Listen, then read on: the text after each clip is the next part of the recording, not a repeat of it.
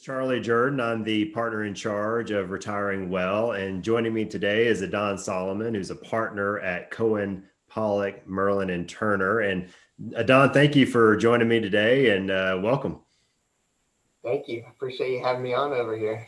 Absolutely. Why don't you tell us a little bit about your work and your team over at your firm? Yeah, I'd love to. Our firm over here, we got about 20 attorneys. We describe ourselves as full service. Our practice area, there's about 6 or 7 of us in the planning space, and we really work with professionals, business owners, and folks just really throughout their life cycle, just trying to make sure they're protected, protecting their families, protecting them into the future. So that's kind of our goal and who we focus on, and we have the resources to usually work with folks like yourself and provide clients what they need.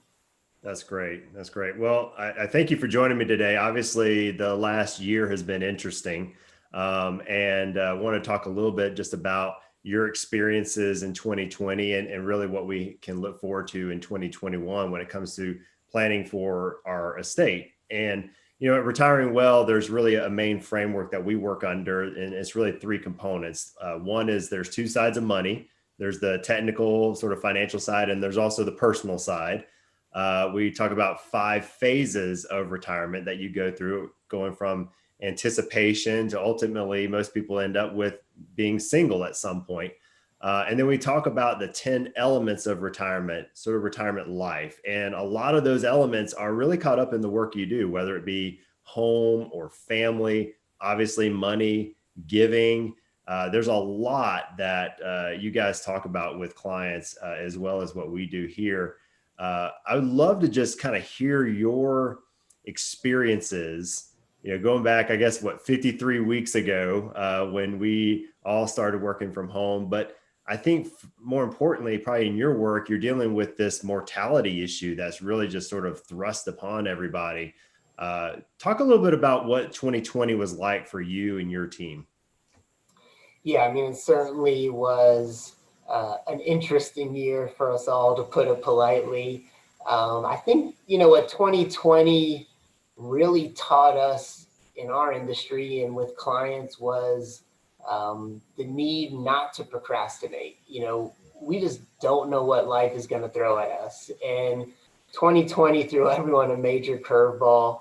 From really down to the most basic practical document being your healthcare directive, all of a sudden people were going into the hospital and they didn't allow family in, right? So who's going to be there to support you and help you make decisions? And so that very basic healthcare directive that we have here in Georgia, allowed folks who had it in place to be able to call the hospital, talk to the doctors, talk to people. But if you didn't have that in place, people were really scrambling. Some people were, unfortunately in a place where they couldn't convey their wishes, and you're leaving it up to the medical professionals. So, that document, which people overlook often and don't even want to fill it out because it talks about mortality, your living will, those types of things. We realized how important that became. And then just overall, not procrastinating.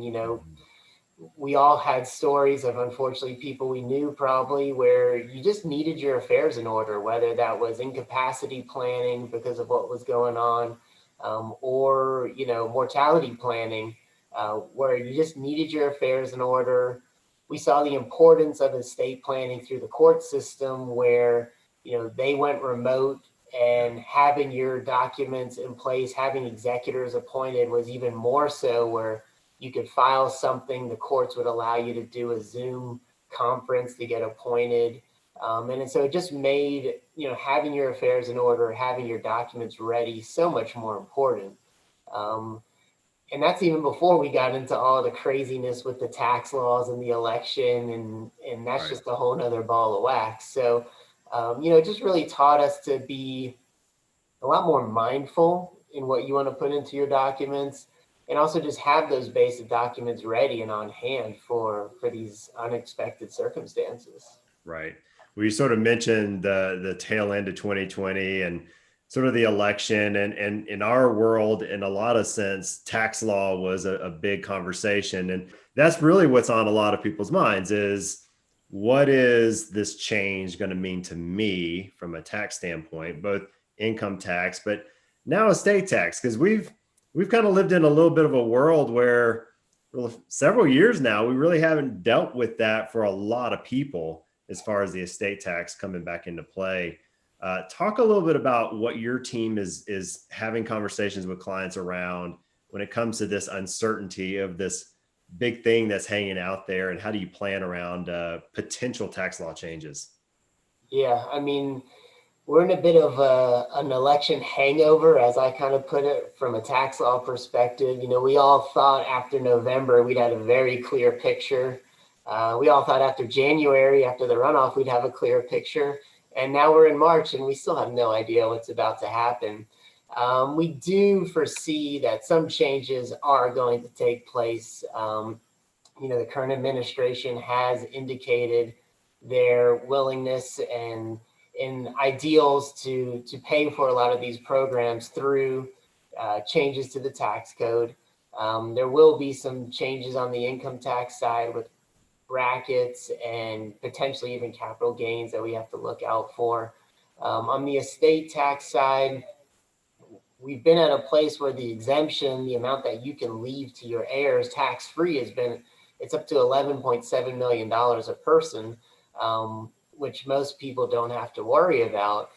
The proposals are saying that that number may come down to about 3.5 per person, maybe even lower, all the way to $1 million a person. So that really brings in a whole swath of people who weren't worried about it. You know, Charlie, you and your team do great planning, and you can help kind of on the financial piece, but on the tax side, you know, we're looking a lot more just holistically at your estate, because everything is included. You know, if you have a life insurance policy, that death benefit is part of your estate, the equity in your home. So things that people don't always think about are going to get included and add up to that number real fast. So unfortunately, as we sit here today, we're having a lot of discussions on what it may look like and what you can do with your advisors to plan ahead and implement those changes if you need. You know, fortunately, there's some tools that we can utilize with, you know, giving to children, setting up irrevocable trusts and doing giving to them, perhaps life insurance trusts to remove the life insurance out of your estate, charitable giving. There's a lot of techniques that we have in our arsenal that we just have to get a real good sense of what your financial plan looks like. Again, going back to you and your team, Charlie, on what that looks like. And then how can we structure your estate from a legal perspective on the trust you may need or who you're giving things to. We do, you know, foresee some changes by the end of the year. So we really are telling folks to be mindful of what's going on in Congress and trying to be ready to act fast if you don't want to act already. There's a lot of chatter about, will they make it retroactive? Will it be as of the date of the bill passing, or is it only going to go effect 2022? Most commentators don't believe it would be retroactive. There is potential that it would be as of the passage of a bill.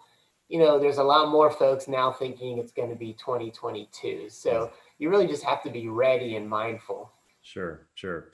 You know, one of the things that I thought about estate planning early in my career when the exemptions were really low, it almost felt some ways like the tax tail wagged the dog. Like there was just so much focus on the estate tax and the exemption.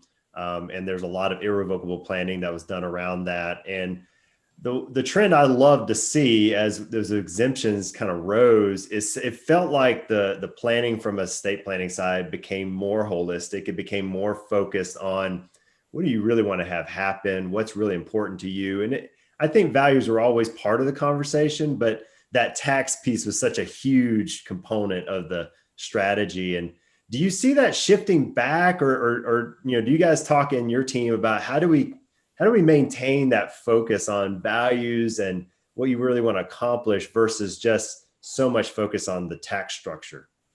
Yeah, I mean, unfortunately, we definitely get into the weeds a little bit more on the tax side, but I think you're exactly right. I mean, the last 10 years or so, you really focused on life planning, and it hasn't been tax planning leading it. And I think it's just going to be all the more important to still focus on the life planning, use your team of advisors, retiring well, um, figuring out what that means for you, for your life, and then let us as the attorneys kind of craft the tax strategy that kind of fits into your overall goals. Because as we've seen, laws change all the time. A new administration comes in and we may be back up to a high exemption level. So I think you're right. Let's be purposeful, let's be meaningful in our planning, and let's just try and do the best we can for tax efficiency to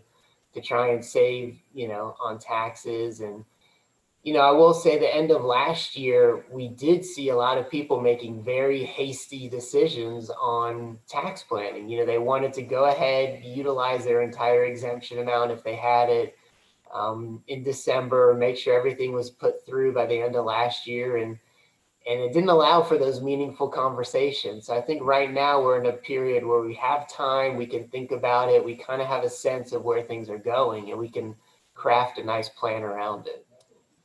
A lot of our retirees are both dealing with their parents and their kids and grandkids. So they have, in many cases, 4 generations that they're concerned with.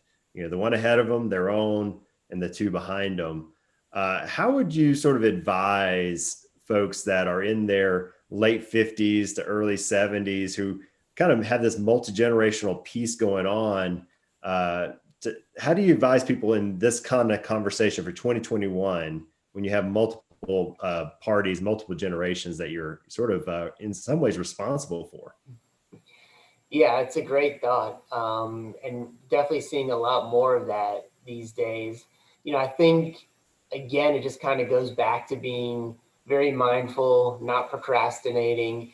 And if you are, in that 50 to 70 age range, and you've got parents, and then you're thinking about, the future, if you can really get with your parents and have those frank discussions on what have they done for their planning and how is it going to affect you. We have a lot of flexibility as things are kind of waterfalling down to the next generation. So you have the ability from your parents to perhaps keep that inheritance if there's anything outside of your estate. And then you can craft it in a way that's going to be meaningful for your future generations through their estate planning documents. So we have a lot of opportunity, as you just said, Charlie, if you prepare for things and to be really mindful. And also, again, it's really just getting back to basics with them. Do they have their, for your parents, their powers of attorney in place, their healthcare directives, making it easier on you since you're now going to be responsible for a lot of that administration and organization, making sure that you've got all that in place.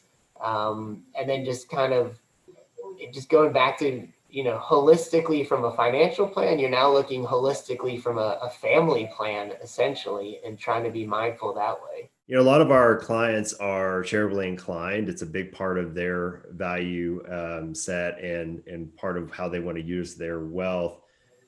Have you seen charitable giving and structures that you're working with folks shift and change at all over the last year or so? I wouldn't say there's been much of a shift at this point. I do think there will be some, going forward as the tax law changes. The donor advised fund vehicle is still widely popular, still very flexible, and still something that we really like to use and tell clients to utilize for their charitable giving. I think as we go forward, if we're dealing a little bit more with kind of tax planning, there's a lot of great opportunities, for those who want to be charitably inclined to kind of utilize vehicles like a charitable remainder trust or even the charitable lead trust, where there's cash flow coming out of some of those trusts, either to you or to charity, but you're able to get, avoid capital gains often or get a deduction. So there's I do think there could be a little bit of a shift in giving going forward, just depending on where the tax laws go. And, I think people, again, if you want to be charitable, it's amazing. And if you want to take advantage of some of the tax laws as well, we can help out kind of on the back end. That's great. That's great. Well, Don, I appreciate your time. The big takeaway for me, and it's like so many others, is we can do a whole lot of great work, but the sooner we start the planning process, the more conversations we can have, the more that you can better understand what people truly want out of their wealth, the better we're going to be able to craft plans to do that. It's how it works with us, obviously how it works with you guys. And please give my best to your awesome team over there. And thank you again for your time. Yeah, thank you for having me, and thank you for your partnership. I appreciate it. Absolutely. Take care. All right.